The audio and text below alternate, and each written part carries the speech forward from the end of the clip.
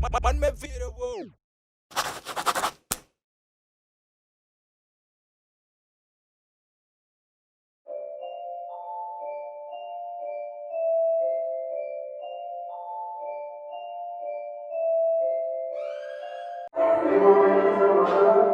Yeah, what's up, Paco Breeze aka King Lebu yaa ngi ci concept bindal ma sa son tey li ma metti sama dëkk laa nar a décortiquer lan moo tax ñu bind ko concept bi lan moo ko indi envie bi lan moo ko indi écriture bi façon style de bind bi kër.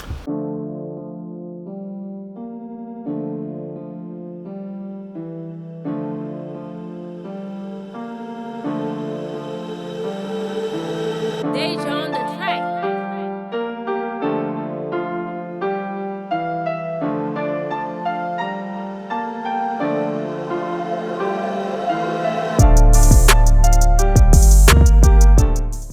Donc yaa ngi ci bindal ma sa son sur Matme Vidéo. Donc déjà est-ce que mën nañ xam historique son bi quoi lu tax déjà nga toog nga ne xaar ma def son bu tudd li ma metti sama dëkk. Yeah, waaw d'abord son bi ma koy bind je pense que dama dajale ay affaires yu bëri yoo xamante ne ni metti na ma comme titre bi ni ma ko bindee li ma metti sama dëkk donc dajale ay affaires yu bëri yoo xamante ne mu ngi doon xew Sénégal et defoon naa projet nekk si ay concert tournée teg ay affaires mais amoon naa lu ma ameloon Sénégalais quoi de ma part je me disais que ni pourquoi pas am na loo xamante ne dëkk bi ñëpp ñu ngi koy waxtaanee si kambis yi xam nga ñu ngi koy waxtaanee ci néeg yi booy ñu ngi koy waxtaanee fu nekk te ñoom amuñu baat pour ñu yëkkatil leen ko ñoom ñu mën ko wax ñu mën ko dégg te yàlla may na ma kàddu boobu ma nekk porteur de voix donc pourquoi pas am na yoo xamante ne nii nit yi ñu ngi koy waxtaanee dëkk bi doxul man sama devoir la quoi personnellement ma ne pourquoi pas ma bind li nga xamante ne nii peut-être ñëpp am na lu leen metti donc ma dajale lépp li nga xamante ne nii ay affaires yu xew Sénégal la yoo xamante ne nii doxul yoo xamante ne nit yi ñu ngi koy kaas nit yi ñu ngi koy yàgg kaas depuis éternel Sénégal yu amee indépendance ba léegi donc pourquoi pas ñu jéem a résumer benn affaire boo xamante ne nii ay affaire la yu ñuy jox ay constats sénégalais yi jéem a xool naka la ko gars yi mën a résoudre jéem a xool naka lañ ko mën a dénoncer pour ñi ko mën a jot ko ñu mën si saafara ay mbir quoi. gis naa ni jazz 1 la quoi donc ça veut dire dina am yeneen jazz ay jazz 2 jazz 3 ak yeah mënul ñàkk parce que booy seet Sénégal xam nga ñaanuñu yàlla sax jazz yi di gën a bëri c'est-à-dire que bu ñu amee jazz 2 c'est-à-dire que amaan ay affaires yu bëri yu ñu war a wax quoi.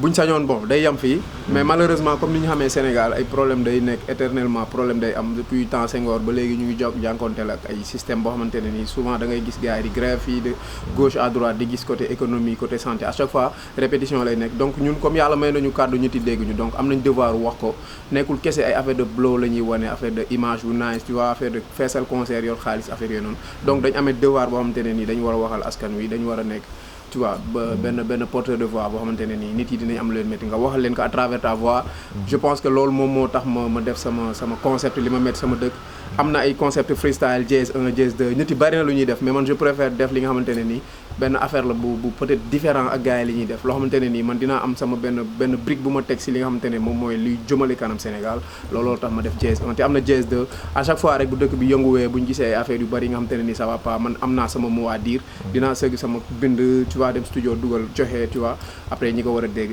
ko ñi ko war a jariñoo ko quoi. c'est important. dama ne li ma metti sama dëkk médiocrité mooy def buzz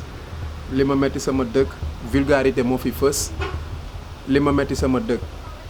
je pense loolu moom mooy cri de cœur bi voilà moom laa répété li ma metti sama dëkk médiocrité mooy def buzz man li ma metti sama dëkk ñi ci ëpp làmb ñu gën a fës li ma metti sama dëkk genre refrain bi cri de cœur la pour wax ne benn affaire bu la metti la yaa ngi dénoncé donc loolu mooy refrain bi donc pour dire que ni Sénégal médiocrité moom mooy toj ba si ñun suñu genre artistes yi nii parfois da ngay sëgg yow tu as envie de montrer que tu sais rapper tu as envie de montrer que yow da nga am accent bu da nga am benn affaire ego trip bu da nga ay tu vois mais à un moment donné tu te dis que ne non loolu suma waa ji jarul quoi et ça il faut nga njar ko ñëpp mën nañ ko quoi il faut nga njar ko il faut nga ñàkk fayda il faut nga def genre lu médiocre pour peut-être esprit yi xaw a kii mën ko jot ñu ne yaa fi nekk tu vois médiocrité boobu la ñuy prôné ba ci fépp muy musique tu vois muy léban Sénégal secteur boo laal côté médiocrité fecc bu xew lañ xewal ñi nga xamante ne ñoo ëpp làmmiñ ñoo gën a fës ñi nga xamante ne ni ñoom ñoo war a wax duñu wax duñu leen déglu ku wax lu am njariñ yow minorité ñoo lay consommer tu vois te loolu noonu nekk na loo xamante ne metti na ma donc son bi lépp li nga xamante ne sentir naa de ça va pas rek sama xol laa koy jëlee ma wax ko peut-être bu ma ko waxee dina am aussi parallèlement ay nit yu bari ñi nga xamante ne metti na leen quoi looloo waraloon ñu génne cri de cœur boobu médiocrité mooy def buzz ñi fi ëpp làmmiñ gën a fës borom xam-xam du fi fës donc Sénégal en résumé loolu moom mooy Sénégal li ma metti sama dëkk fenn ëpp doole dëgg comédie fecc ak tëgg lañ fu laalal jox ko gëdd boroom xam-xam du ci fës caaxaankat yi ñoo def buzz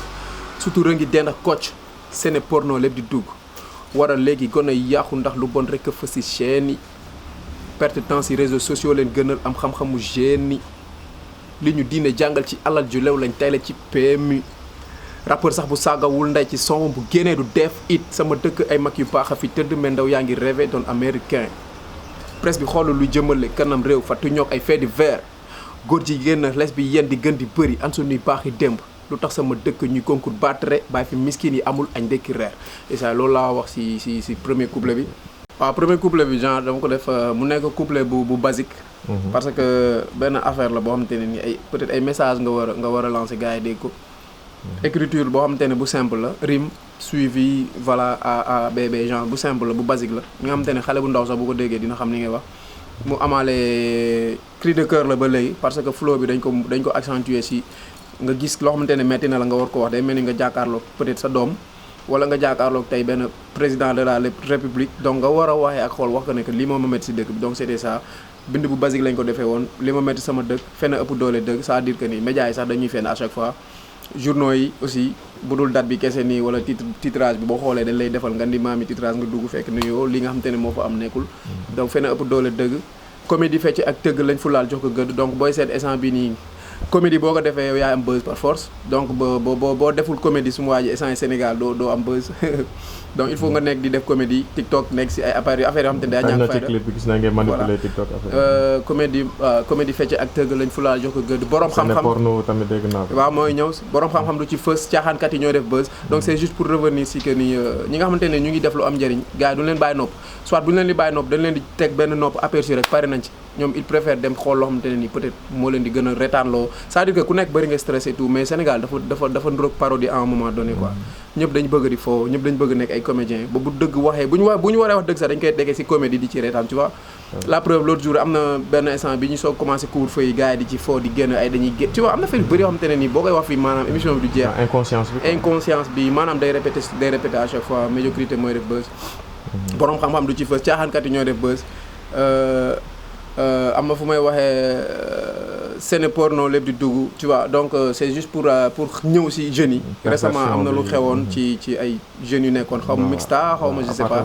appartement mixta te son bi ma koy bind loolu xewagul donc loo xamante ne amoon na fi de ñooñ dañ feeñ rek mais am na ñu bëri ñoo xamante ne ni doon nañ def ay vidéos yu fuité tu vois ñoom ñoo feeñ rek quoi donc son bi loolu la woon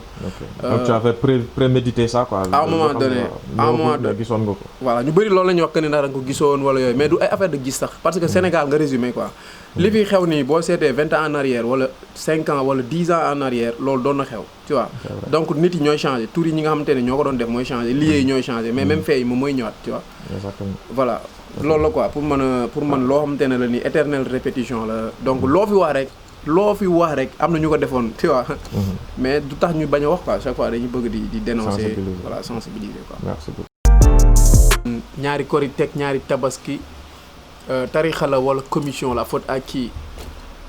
yàgg nañu dégg milliards yi ñu mal ak kii Mame Senghor Diouf Wade ba si ñoom mag ki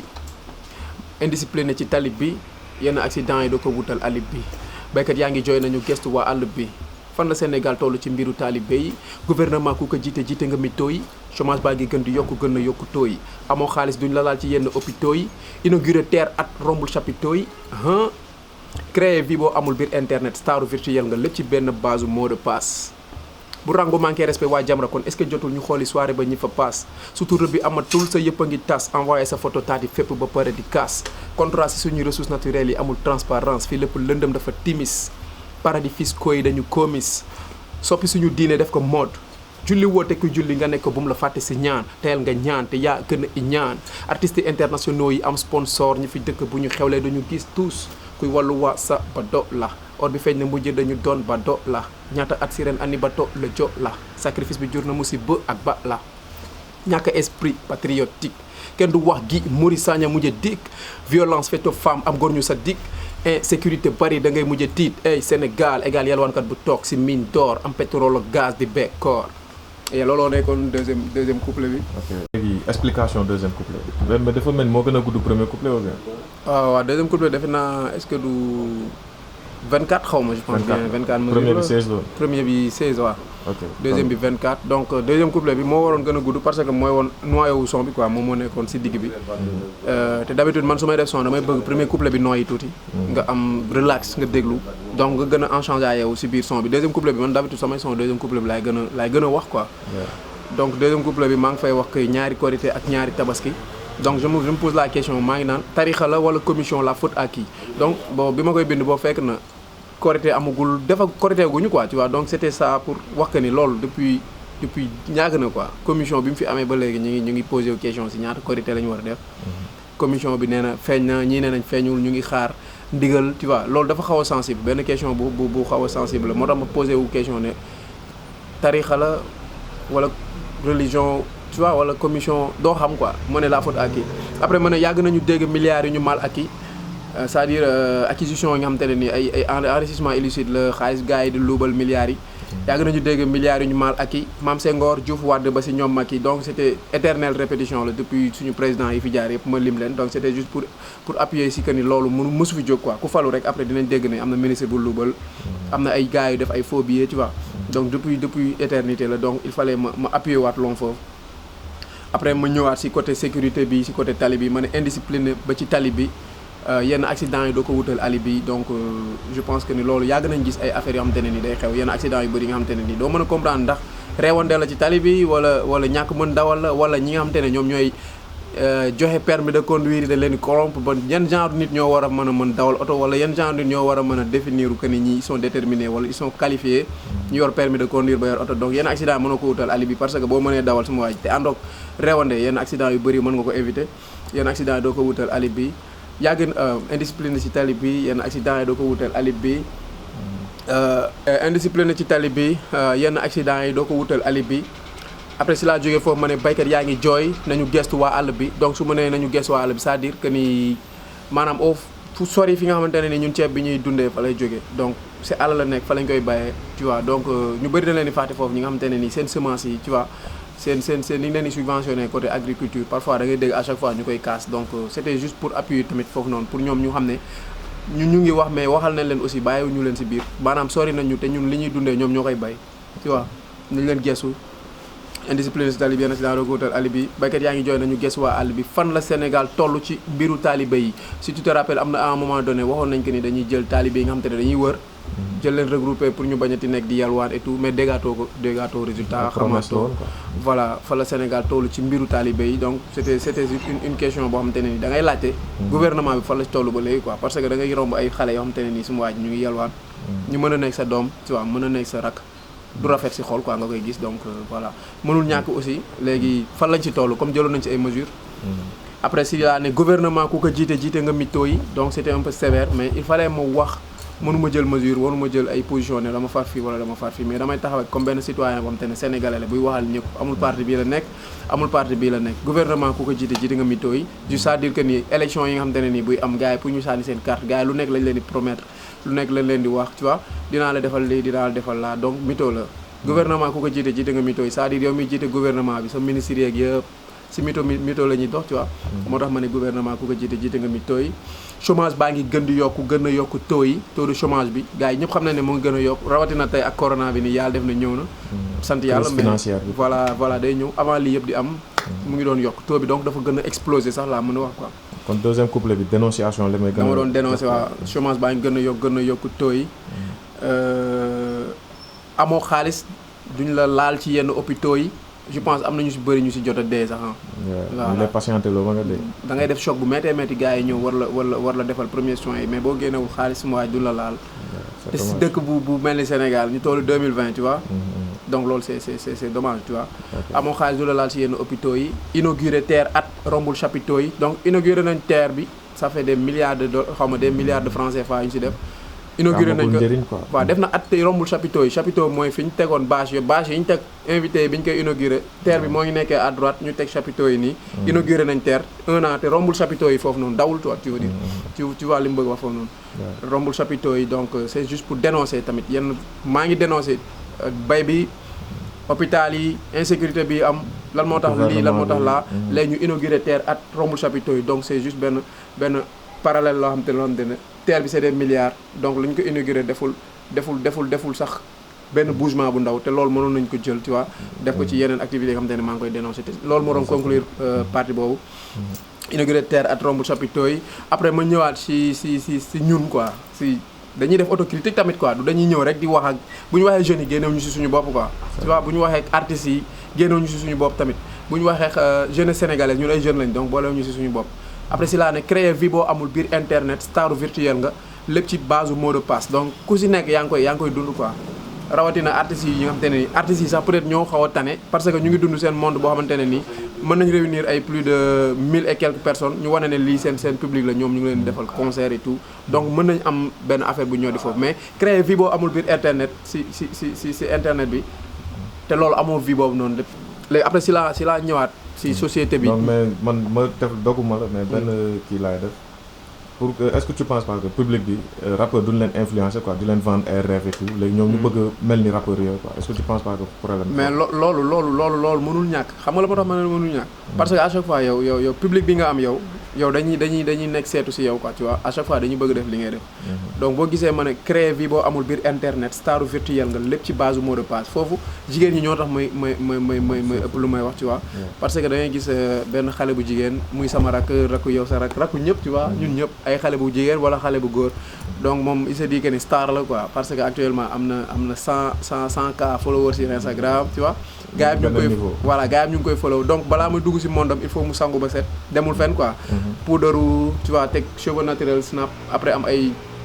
10 000 vues tu vois star la te balaa muy dugg si monde star boobu benn mot de passe kese moom moo lal loolu noonu quoi c'est-à-dire tey bu Instagram dindi woon Instagram tey la lay nekk wala benn Facebook tey bu existé tul woon la lay nekk tu vois donc loolu c'est juste pour delloosiwaat xel yi ci gars yi nañ soobuwee ci réseaux sociaux yi donc mën na nekk benn affaire boo xamante ne nii mën na la jariñ si benn moment mën na aussi yàqal li bëri li nga xamante ne nii yaa ngi koy def quoi mais boo si nekkee à chaque fois jàpp ne benn star nga nit yi ñu ngi lay suivre ñi lay suivre noonu ñu ngi liggéey de ñu ngi lijjanti lu ñu def seen poche yow tu te dis que ni star nga chaque fois yaa ngi publier affaire tu vois que ni star nga te benn moment yow sa call ngay jël rek dugg ci monde virtuel boobu nekk nga star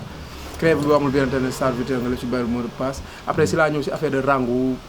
waaw affaire yi amoon ma ne bu rangu manqué respect waa Jamra kon est-ce que jotul ñu xooli soirée ba ñi fa passe beneen question la aussi parce que benn affaire bu sensible la parce que leeralu ñu ba léegi quoi donc rangu à ce qui paraît defar na benn soirée privée entre 200 000 période yooyu la woon quoi mais bindu son bi léegi après waa Jamra dénoncé nañ ko c'était normal parce que loolu moo leen fi teg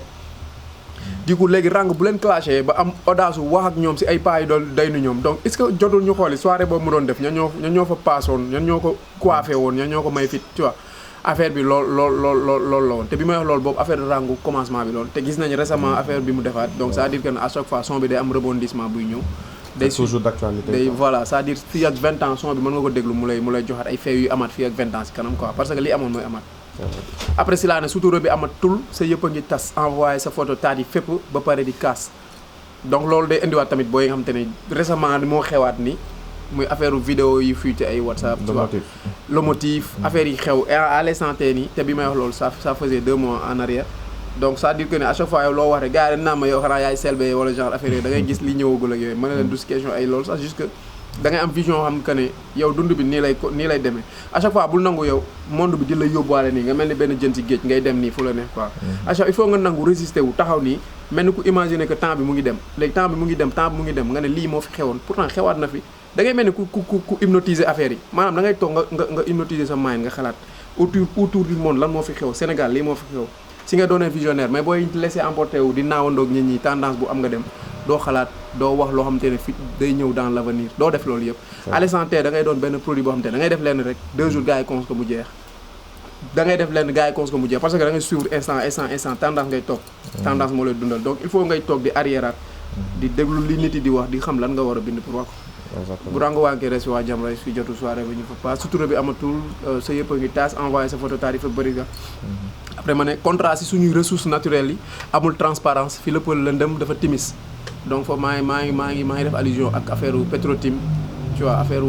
contrat si suñu ressources naturelles yi donc ñun xamuñu quoi fan la affaire yi jaar tu vois xëy nañ rek dégg nañ ay signé nañ ak Petro-Tim kii jël na 400 000 yi kii nañu fay suñu 400 000 tu vois donc lépp lëndëm dafa timis c'est juste pour def benn genre métaphore si Franck Timis genre que ni c'est sombre amuñu si benn éclairage waxuñu ñu si dara lu leer.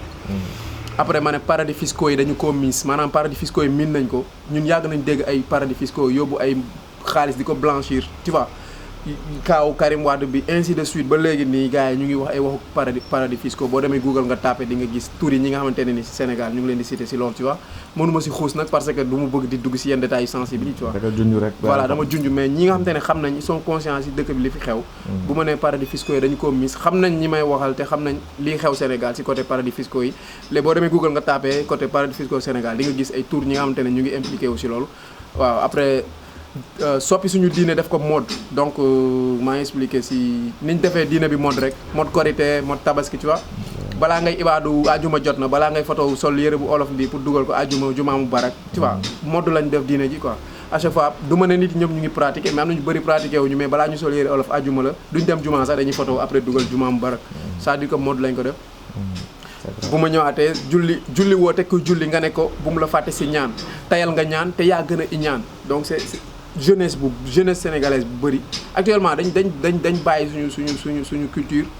bàyyi suñu diine tu vois te boo bàyyi sa culture diine ji moom xam naa ne du la fa bàyyi quoi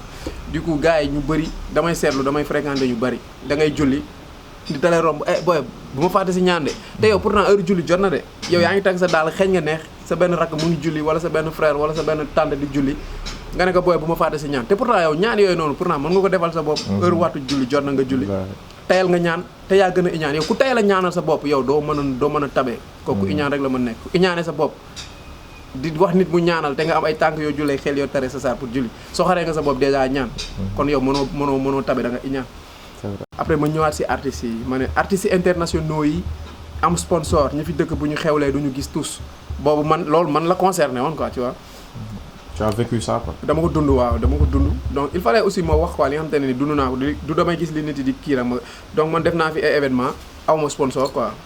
organiser naa concert Sorano def guichet fermé 0 sponsor. organiser naa concert Grand Théâtre def guichet fermé 0 sponsor. voilà léegi récemment nga gis ay gars yu bëri yi nga xamante ne dañuy jóge à l'étranger bu ñu ñëwee nga gis yenn organisation yi fii di naaw yenn société de la place yi compagnie téléphonique yi di naaw quoi tu vois. di naaw di dem am na benn moment am na lu fi jotoon xew. am duma lim tur quoi am na ñu fi ñëw gars yi song leen sponsoriser leen karaj te ñun dañ dugg fu nekk lan mooy le problème en fait. du ma ne kenn amul sponsor mais am na ñu am ay sponsor mais demande sponsor yi ñëpp ko mën def donc peut-être lan mooy le problème man mënuma comprendre. aw moon sponsor il fallait ma wax artistes internationaux yi am sponsor ñi fi dëkk bu ñu xewlee du ñu gis tous après si laay ñëwaat si suñu ressources yi ma ne kuy wàllu waa Sabodala or bi feeñ na mujj nañu doon ba doola essence Sabodala sama waay ñëpp xam nañ li fa xew donc damay junj rek parce que affaire yi mënoo développer maanaam verre bu nekk si son bi mën na nekk son lumu quoi. da ngay exposé fait quoi mais doo dugg ci biir carrément. mën naa def laisse le public juger. voilà le public ñooy juger ba pare le public ñoom ñooy seetlu ñoom ñooy fàttali ko ne pourtant nag kii li muy wax am na de parce que Sabodala son lumu la. min boobu man mën naa si def son lumu parce que am na affaire yu bëri yu fa xew tu vois. kuy wàllu waa Sabodala or bi feeñ na mujj nañu doon ba doola parce que espoir la woon ci Sabodala biñ ne or feeñ na fa tu vois gars yi dañoo gis ne léegi dëkk bi naat na tiit mais instant bi mënuñu sax teg bët affaire yi tu vois xamuñu fu mu jaar. ñaata at si ren ani bateau la Joola donc c'est juste pour fàttali aussi li nga xamante ne xewoon na fi lan moo indi accident bateau la Joola genre manqué structuration bu baax la wala manqué wala ñàkk respecter norme nit yi nga xamante ne ñoo war a dugg si biir bateau boobu noonu la dogguma la mais genre résonance u Ola bi c'est fait exprès n'est-ce pas Badola Sabadola waaw écriture foofu waaw nice waaw kuy wàllu waa Sabadola or bi feeñ na mujj nañu doon bateau la ñaata at si ren ani bateau la Joola sacrifice bi jur na musiba ak ba la léegi sacrifice bi jur na musiba ak balaa mooy indiwaat affaire u bateau la Joola man sacrifice laa ko mën tuddee quoi parce que mënoo concevoir ay at ngay daw jékki-jékki su ma waa ji ñu ne la tant de personnes la bateau bi mën a yab nga yab si loo xamante ne nii surcharge donc loolu sacrifice la quoi te période boobu noonu bëgguma dugg si détail waaw mais boo waxee gars yi nañ comprendre période boobu ñu si ay période électorale gars yi boo déggee élection rek di nga dégg ñu suli néew yi ñu rey poni fii di sàcc ay xale accident yi day bëri doo xam lu ko waral donc man sacrifice laa ko mën tuddee. non yow tu crois pas au hasard quoi loolu non du hasard non du hasard yow xam nga fi may waxee Sénégal la nekk dafa lëndëm sacrifice bi jur na musiba ak ba la après si laa ñëwaat si société mën a ñàkk esprit patriotique parce que à chaque fois dañuy gis benn nit parfois day nekk di kaasal dëkk yëpp dëkk lumu nit yi du ñu am pour taxawu kooku tu vois wala parfois dañuy fàtte trop nekk sénégalais tu vois balaa ñu naan fier d'être sénégalais rek équipe nationale mooy joué. tu vois balaa ñu naan fier d'être sénégalais rek tu vois drapeau Sénégal bi balaa ñu koy fier balaa ñu si fier rek indépendance jot na wala équipe nationale dem di jouer coupe d'Afrique wala coupe du monde fier d'être sénégalais dafa war a éternel parce que Sénégal nga dëkk à chaque fois da nga war a xeexal sa dëkk da nga war a nekk patriote tu vois ñàkk esprit patriotique kenn du wax gi Maurice Sagna mujjee dik en fait jëluma parti ne moom laa faral wala moom li mu def baaxul de mais dama gis en tant que citoyen man mi Paco Briz ni ma gis gi muy dem di kaasal société bi que ni dañ yokk courant bi dañ yokk temps affaire yi mu doon dem di kaas jusque def na erreur wala woon dem ba palais kenn du song palais quoi mais c'était juste peut-être lu mu def pour nit yi dégg li nga xamante ne nii moom la bëgg wax mais loolu am na nit yi croiser les bras quoi tu vois ñëpp nee nañ moo nii naa mais à un moment donné man dama jël ma ne kii li mu def nii pourtant Sénégal moo tax mu def ko quoi même bu dee day politique wala daf ko mbuboo woone da koy def pour nit ñi gis na instant bi def na ko jàpp nañ ko dafa bokk ci benn parti bien déterminé opposant la man gisuma loolu mais nit ki nga xamante ne moo dem kaasal société lu mu laa gis tu vois moo tax man ma shout-out ko foofu noonu ça pas dit que damay encourager li muy wax mais esprit patriote bi mu nekk bi mu yor loolu moo ma tax a bind bu baax jaarale turam foofu noonu kii Maurice Sagna mujj a dik violence faite aux femmes am góor ñu sadik donc violence faite aux femmes album lu ma la loolu mën nga si wax album 10 sons parce que à chaque fois da ngay gis nañ fi Kaolack gis nañ fi Kaaw Louga mënuma lim tour yëpp parce que gis nañ fi violation yi nga xam te ne ni jigéen ñi subir nañ ko donc ba nit di doon marche am góor ñu sadik violence faite aux femmes am góor ñu sadik insécurité bari da ngay mujjee tiit insécurité aussi bari na fépp après si laa ñëwaat en résumé ma conclure li ma wax yëpp ma ne Sénégal égal yalwaankat bu toog ci mine d'or am pétrole ak gaz di bekkoor donc c'est juste pour dire que ni Sénégal pour mu mën a réaliser affaire il faut mu dem France yalwaan tuuti ñu jox ko xaalis mu ñëw alors que moom mu ngi toog ci benn chaise boo xamante ne mine d'or la am na pétrole ak gaz ba pare moom moo ngi bekkoor te daal la loxo ci waa ma métaphoriser Sénégal ci benn yalwaankat bu toog ci benn chaise en or am pétrole ak gaz ba pare di bekkoor donc moo toogee chaise en or di yalwaan c'est-à-dire que ni yow xamatoo fooy taxaw quoi tu vois loolu mooy woon deuxième couplet dafa xaw a gudd nag 24 bars la su ma juumalee mais c'était juste pour résumer affaire yi dénoncer pour gars yi bàyyi si xel mën a yeewu quoi gëm kun fa yakun yaakaar ci xar fa xuufa pettaaw njabar suul la jiital ba alxuraan ustaas sax bu waxul si njaalo duñ ko fulaal ngir mën ci langaamu jaral na leen soppi waxu rasuul la sama dëkk fees looloo ki naafeq te bés bu ne ñooy waxtaanee rafet xool politiciens yu mën a fen di ñu rey ci télé bi suba ngoon na Zeyda Zaman wote yonant siti jël ko def ko coowa man li ma metti ñi xam lépp fi bari te joxuñ la nopp kaay ma wax la néggal li ma metti sama dëkk biir yi ñëpp teg nañ ci bët kenn waxul luñ mën a dégg caaxaan lëndëm mën na dëgg nit yi waroon delloo si xelu jaami ñoo soppi waxu yàlla ngir neex Ousmane Patek Samba ma demba nit yu baax yaa ngi fii lu tax jamonoy tey xooluñ ci demba ñu ngi woon si last couplet bi muy troisième couplet son bi 3 couplet woon maa ngi ko ubbee si affaire du xërëm Sénégal lañ nekk am na ay réalité gëm kun fa yakun maanaam gëm nañ yàlla mais dañ yaakaar ci affaire de xërëm quoi yaakaar ci xar fa xuufa ah pettaaw njabar suul lañ jiital ba alxuraan donc mooy ñëwaat day appuyer waat que ni sénégalais gëm na yàlla day jaamu yàlla mais li mu jiital mooy ay xërëm tu vois loolu la gërëm quoi gëm nañ ko mais wóoluwuñu ko quoi lañ jiital ba alxuraan oustaz sax bu waxul si njaalo duñ ko fulaal donc oustaz yi léegi bu ñuy waaraate si mbiru lu jëmale kanam société bi wala luy jëmale kanam diine yi dañ koy zappé quoi mais il faut muy wax si njaalo sa jabar nii nga koy def wala divorce affaire de sexe tu vois pour sénégalais yi intéressé aussi léegi ñoom si boppam si oustaz man bàyyiwuma kenn si son bi même oustaz yi wax naa ñoom tu vois léegi man oustaz sax bu waxul si njaalo duñ ko fulal léegi ngir mën ci langaamu ci loolu jaral na leen sax soppi waxu rasulullah sallallahu alayhi wa sallam gis nañ fi ay cas yu bëri oustaz yoo xam te ne lu nekk la ñuy wax télé bi tu vois pour am buzz wala je sais pas fu ñu ko teg xaw ma jàng nañ xaw ma jànguñu ay oustaz lañ daal mais ñu ngi wax loo xamante ne ni boo ko déggee dina xaw a am lu mu def ci sa bopp. c'est li nga wax ni ça rejoint actualité bi de. parce que li nga wax ni xam nañ nu mu demee. ci seetaan bi xam nañ fi may waxee te bi ma koy bind yëpp tojagul woon. yaa ngi clash entre oustaz yi kii wax lii ki neen. entre clash ja rappeurs yi niñ nekkee nii oustaz seen biir tam dañuy clash léegi ngir mën ci langaamu jaral na leen dëpp waxu rasul la après mën a sama dëkk fees loolu ak ay naafeex te bés bu ne ñoom ñooy waxtaanee ay affaire yu rafet xol tu vois si plateau yi da nga koy gis fépp da nga koy gis da ngaa nag nit sa nga xam ne sama waa ji nii defal na la temps waxal na la temps ngay taxaw mu naan la non man na sénégalais ak nit en général moom moo mel noonu c'était juste pour waxaale quoi sama dëkk fees loolu ak ay naafeex te bés bu ne ñooy waxtaanee rafet xol politiciens yu mën a fen ci di ñu rey ci télé bi suba ak ngoon c'est-à-dire ñoom ñoo ñu monopoliser ñoom ñoo ñu tympaniser ñoom ngay dégg chaque jour te li ñuy wax yëpp na ma yàlla baal mais li si dëgg du bari quoi après ma ñëwaat si affaire Zeyda Zaman affaire prophétie Zeyda Zaman woote yonent siti jël ko def ko coow donc c'est juste pour expliquer que ne Zera Zaman vidéo boobu noonu bi mu koy def fekk na loolu noonu def na 2 mois xaw ma 3 mois avant muy exploser il a suffi benn site de la place jël ko publier ko pour gars yi reprendre ko Zera Zaman def buzz ñoom ñoo ko may buzz. tu vois ñoom Zera Zaman ñoom ñoo ko may buzz. Zera Zaman woote yoneen site jël ko def ko coow genre bi may wax moom day rejoindre si sama premier couplet. fait divers yi site dañuy wax fait divers yi maanaam site li nga xamante ne moom la ñuy prôné du doon li nga xamante ne mooy priorité médiocrité la ñuy jël def ko gros titre pour Sénégalais yëpp wax si. ñi snap ko ñi tweeté ko te loolu amul njëriñ dëkk bi tu vois loolu la. Zera Zaman woote yoneen site jël ko def ko coow man li ma metti sama dëkk. ñi xam lépp fi bari te joxuñ leen nopp tu vois am na ñoo xamante ne nii am na ñi xam bari na mais ñi di bëgguñu nga leen di wax dëgg. la preuve son bii nii gars yi benn yoon lañ koy dégg.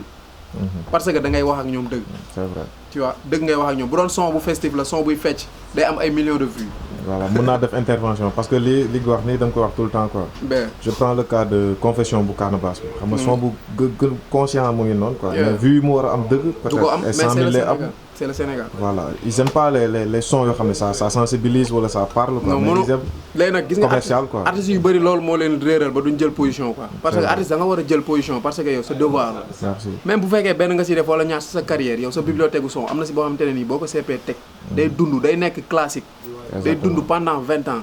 tu vois day sax gars yi affaire dañ koy cons am na ñoo xamante ne loolu daf leen di éveiller daf leen di yee am na ñoo xamante ne lañu si jox gëdd. maanaam wareef la si sa moroomu rakk yi lay déglu pas da nga leen di gëmloo affaire de blow la bling bling la. affaire de tu vois affaire de image bu rafet. non man dama koy def de damay solo ba mu nice takk samay chaîne des sons yu nice mais su ma waree wax ak sama rakk yi damay wax ak ñoom. su ma waree wax ak sama mag yi sama parents yi su ma waree wax ak président de la république damay def son bind. mu aigu mu saf ma wax ak moom tu vois. n'empêche sama monde laa nekk damay solo ba rafet damay nekk si lu ma neex tu vois. mais damay wax tamit quoi ça pas dire que ne dama nekk benn boy bu soog a ñëw si mouvement bi nii yàgguma ci noonu nekk si nouvelle génération bi aw ma pour wax non damay wax parce que am naa xel. am naa xol am naa yëg-yëg quoi citoyen la aussi. donc foofu laay waxee maa ngi woon si couplet Zera Zaman ak Siti. Siti jël ko def ko coow man li ma metti sama dëkk ñi xam lépp fi bari te duñ leen jox nopp. muy rejoindre yii nii yi ngay wax nii ñi fi xam lépp fi bari te duñ leen jox nopp da ngay def benn son. bu am sens kenn du ko déglu nga di benn stage boo xamante ne stage bu wax si affaire situation affaire Sénégal yu cool sans vie lay am mbir yu kenn du ko seetaan mbir yi yëpp ñëpp teg nañ ci bët c'est-à-dire que li may wax nii ñëpp teg nañ ci bët mais kenn waxul luñ mën a dégg caaxaan lëndëmal na dëgg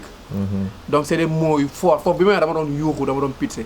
après man nit yi waroon delloo si xelu jaam yi ñooy soppi waxu yàlla ngir neex Ousmane Pathé ak Mademba donc ñii ñu war a guider su ma ñoom ñooy topp xaalis ñooy topp politiciens yi tu vois ñoom ñooy topp nit yu am xaalis yi ñooy topp nit ñi nga xamante ne nii ñoom ñoo leen di duufal seen nag. société capitaliste. merci beaucoup benn minorité la.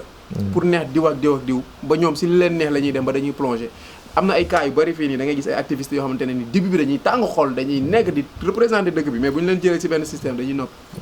loolu yàgg na fi. après mën na nit yu baax yaa ngi fi lu tax jamono tey xooluñ ci démb. foofu laa meree ma jeexal son bi donc il fallait ma jeexalee ko si côté suñu maam yu baax yi. dernière ligne bi nga ne la loolu. ma ne nit yu baax yaa ngi fi. lu tax jamonoy tey xooluñ ci démb donc ay référence am na fi Sénégal mënuñu réer quoi. Serigne Touba Maam Limaamu Laay ainsi de suite Baye Niass bari nañ ñi am te ne ñun suñu ay guide spirituel lañ donc ñooñu ku wéeru si ñoom doo mas a réer quoi. exactement ku wéeru si ñoom doo mas a réer mën nañ def lu ñu neex mën nañ def topp jamono mais d'une part day rejoindre li nga wax noonu ay gars mën nañ bubboo Serigne yi pour ngistal rek.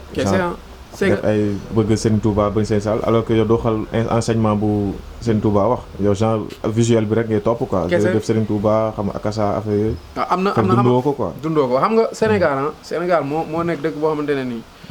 dafa bëri ay laisser aller quoi man su may wax dañ son bi li ma def yëpp dama def autocritique si man tamit de am na foo xamante ne wax naa mais sama bopp laay waxal quoi. mais loolu daf may concerner. damay xam ne lii ma wax nii man mii sax dama koy def. parce que nit kese laa quoi. nekkuma fi benn professeur boo xamante ne yor benn bâton di teg naan booy lii nga war a def di forcer non non dama am pour wax dama am pour yee peut-être ñi nga xamante ne dañuy nelaw dama am pour seetlu loo yenn nit yi nga xamante ne ñu ngi bàyyi yu bëri di am te duñ ko bàyyi xel donc mën naa ne sax sama son peut-être li ma metti sama dëkk bi nii amul ay vues yu mu war a am de mais retombées yi si am feedback yi ma si am moo ëpp sama son yi nga xamante ne peut-être am nañ ay vues parce que ñi nga xamante ne ñu ngi siy déglu li leen jariñ ñu lay woo téléphone di la ci expliquer di la message di commentaire di la maanaam feedback yu positif yi ma si am gëj naa def son peut-être mu amee feedback yu mel nii doon naa def ay son yu nice gars yi dañ koy bëggee ay boy nice nga si am mais bii dañ lay wax que ni boy li nga wax nii tak appui long quoi tu vois ay mag ñoo xamante ne nii ay mag lañ doo xalaat sax que ni dañuy déglu son ay autorité sax mënuma wax lépp fii si YouTube bi mais autorité sax dañ lay bind wala ñu woo la ne la son bi nice wax affaire yu rafet donc doo ko mën a bàyyi am na Jazz 1 Jazz 2 bi moo ngi ñëw mën naa ne sax presque finir nañ ko mais dama bëgg rek son bi def temps ba pare quoi parce que lii mënuma ko rey léegi parce que ce dernier son bi nga clip quoi moom laa mujjee clip def na deux mois je pense bien bi ma ko defee ak léegi maa ngi fàttaliku bi may def son bi corona benn cas lañ amagul woon pour le moment ci début benn cas waaw léegi fin clip bi maa ngi si wax que ne yàlla musal si affaire corona temps ndekete corona mu ngi ñëw après corona si la vidéo bi dugg peut-être loolu xaw na ko ralentir aussi quoi. lu ma bëggoon xam déjà finir nañ son bi 2 refrains wala 3 refrains. 3 la 3 refrains 3 couplets waaw. mu duré 6 minutes. waaw 6 minutes pile. ok bëggoon naa xam sa écriture nu mu demee ñaata temps la son bi jëloon. waaw son bi yàggul noonu de parce que à chaque fois rek amoon naa idée bi pour def ko quoi. dama doon jël brouillon di noter rek di noter à chaque fois lu am. ma noter da nga bind avant beat bi wala da nga jot beat bi soog a bind. am na idée yu ma amoon avant beat bi. ok am na idée yu ma amoon avant beat bi donc benn affaire la boo xamante ne nii dama ci dolli rek parce que lu amoon la ba pare bañ teg ko fa quoi. léegi dama ñëw dolli booy seet sama deuxième couplet. moom mooy son bi yëpp booy seet. mooy nekk 24 mesures explication bi gën a yàgg. voilà deuxième couplet bi mooy lu gën a récent li quoi. parce que lu leeneem premier couplet deuxième couplet lu fi nekkoon la ba pare. nekk studio quoi comprendre ay affaires yu fa nekkoon la ba pare donc il fallait ma ñëwaat beesalaat ko raxasaat ko. mu nekk d'actualité quoi donc booy seet deuxième couplet bi moo ko gën a coiffé gars yi gën a comprendre affaire yu bëri yu ma mais affaire bu amoon la ba pare bu nekkoon studio tegu fa. donc il fallait ma ñëw raxasaat fompaat actualiser ko génne ko looloo indi Jazz 1 bi li ma mettre sama dëkk. titre beeg yëpp mu ngi fi woon quoi. prod by Kef Kefi. prod by Kef Kefi le génie. comme réalisation. Wiflag tamit. Wiflag mooy loolu maafe bi.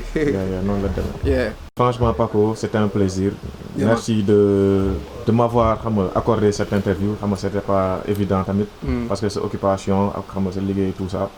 et aussi pour gars yi seetaan gars yi may suivre YouTube ak Instagram man dama mën a tooñ. def naa sama vidéo Oji Cere comme ni ma ko defee. je sais am na bu ma defoon ci yow ci sa daal yi ak tout ça. Oji Cere waaw gars yi laa laal nag xoos naa IS 814. kon de xoos naa Samba Peuzzi xoos naa la. xoos naa gars yi waaw après naa xool jotuma ko xool xam nga man dama bëri ay kër da nga bëri ay affaire loolu jotuma ko xool fu mu nekk YouTube mu ngi YouTube mu ngi Instagram naa xool après inshallah. Oji Cere naka la demee noonu. man mi sax ba ci consommateur cere yi laa bokk. léegi dañuy def benn clin d'œil fii magasin bu ñu tourné affaire bi ñu ngi jaay affaire VDK in the building. ñoo yegg fii waaw ñu xool sañse bi. yéen tout orange mu génn fii ma. noonu la demee. léegi boutique bi kan mooy gérant bi.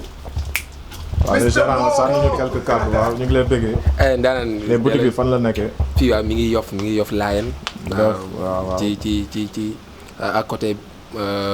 boulangerie Al Mahdi rek. Al Mahdi boo ñëwee Al côté boobu quoi. Gandi pancarte mi ngi ci kanam. après naa ko jël. waaw mooy télé bi dugg biir Yoff rek. ok numéro téléphone bu ñu ko mënee am. 77. 887 27 27. ok wala nga war ci 77 804 mu ngi Instagram donc naa joxe lien yëpp ci description bi ci suuf ñu xool insert bagage yi yaa ma gën a xam. ok Paco ñëwul jeexagul de. c'est important xam nga ñuy wax ci lyrics yi aussi xam nga. c'est bien ñu décortiquer ñun man mi youtubeur mën naa ñëw xool son li ma metti ma ne xam ma waxti mais le rappeur est mieux placé pour mën ko décortiquer boppam quoi compréhension bi gën a daw. kon j'espère que vidéo bi njëriñ na leen dañ ko seetaanee am na loo leen ci jàng bu ñu ko seetaanagul le son est là mu ngi ci suuf ngeen cliquer ngeen dem seetaan ko ngeen déglu message et tout quoi. donc ñu ñëw ci sa actualité Paco instant lan mooy sa actualité jamono ji. waaw actuellement ñu ngi waaj projet boo xam te ne ni daanaka période bii ni ñu nekk nii waroon na fekk sax ñu def ay visuel wax ci. 2020 waroon nekk projet accompagné de concert comme ni ñu koy defee à chaque fois depuis ma apparaître depuis 2018 laa génnee sama premier projet. le 30 mars defoon nañ projet. defoon ko ay bracelet mu nekk 2018 ñu def Sorano guichet fermé. promouvoir ko ba 2019 ñu clôturer ko Grand Théâtre mu nekkaat guichet fermé. donc ñu ngi 2020 projet force dafa war a génn projet baa ngi fi. événement force corona ba freiné wul sa activité bu baax freiné na comme gars yi ba freiné na lu bari moo tax ma ne la heure bi waroon nañ am visuel ba am ay datu événement quoi comprendre parce que à chaque fois damay bëgg man chaque année dama bëgg di teg benn affaire quoi bu ma ko mënee def donc ren jekkoo woon nañ lu gën a lourd ay Grand Théâtre sincèrement parler lu gën a lourd projet bi ñu génne woon parce que 2018 lañ génne mine de rien def na 2 ans malgré que mu ngi gën a dem ñu ngi génnee yeneen son yoo xamante ne nii parallèlement ci promotion bi la nekk donc projet beneen bi pare na 2020 bi dañ ko waroon marqué comme jamais comme niñ première fois bi ñu ñëwee 2018 marqué ko Sorano 2019 Grand Théâtre 2020 big deal la waroon nekk mais ak corona bi nii nañ ñaan affaire yi gën a cool rek mais pour teg programme ni du yomb parce que presque ñu ngi clôturer projet kii bi année bi bientôt décembre quoi tu vois donc dañuy xool naka la ñuy génnee projet bi ak naka la ñuy génnee son yi. projet lan la nekk album. mën na nekk album mën na nekk EP ça dépend daal. ça dépend ci li nga xamante ne nii moom mooy moment bi nga xamante ne nii moom la gars yi soxla. mën na nekk album mën na nekk EP DR 1.0 loon mën na nekk DR 2.0 mën na nekk boom album. ñëpp ñoo ngi fi di nelaw donc dañuy seeg rek bu ñu waree def album dañuy génne yi nga xamante ne mooy album bi génne ko. bu DR 1.0 bi suite bi waree génn muy DR 2.0 dañuy jël loowu DR 2.0 ñu may ko gars yi après ñu continuer suñu promotion mais am na événement bu big boo xamante ne sama waay ñu ngi ko doon waajal Sénégalais yi beneen deal beneen rêve. comme gars yi ren dama dëgër fit lu nekk laay def façon événement bu nekk laa bëgg di tëgg. jóge nañ Grand Théâtre leneen la ñu waroon def lu extra. am naa ci idée xanaa stade lay nekk. waaw mën na nekk sax Île de Yoff. on sait jamais donc gars yi pare leen xam nga bagage yi ñëw. P Breeze 2020 da doon neex mais day neex ba léegi. xam naa léegi corona jógee fi ñu reprendre affaire yi quoi. léegi dernier mot mooy ban artiste nga bëgg ma seeti ko après pour mu toj benn son quoi benn son bu la neex boo xam ne boo sañoon ma dem seeti artiste bi mu tojoon ni ko. waaw bëgg naa nga seeti Canabasse. ban son. confession bu mujj bi. confession 4. waaw boobu nekk na son boo xamante ne aussi jar na gars yi bàyyi ko xel na ko gars yi dem déglu. Bass nekk na ku ñu influencé pour man bu soxor amul rek ñun ñi suñu génération man ak. booy fi nekk seen complicité ñëwoon na seen événement bi waaw ñun ñi nga xamante ne ñun ñëpp ñu ngi nekk di rap nii Bass bokk na si lu ñu influencé ak Nit Dof. parce que c'était ay 2007. jamono tu vois Klasnikov ñoom ñoo ñu révéloo. ñoo ñu tax a daw di seetaan ay concert Orange. di jot suñu message diw day concert tey fii nga dem di seetaan donc tey bu ñu demee ba di rap tamit nekk seen position fi ñu nekk donc fierté lay nekk. Bass moom c'est waaw Bass mooy loolu game bu cool la. dinañ seeti Canabasse incha allah.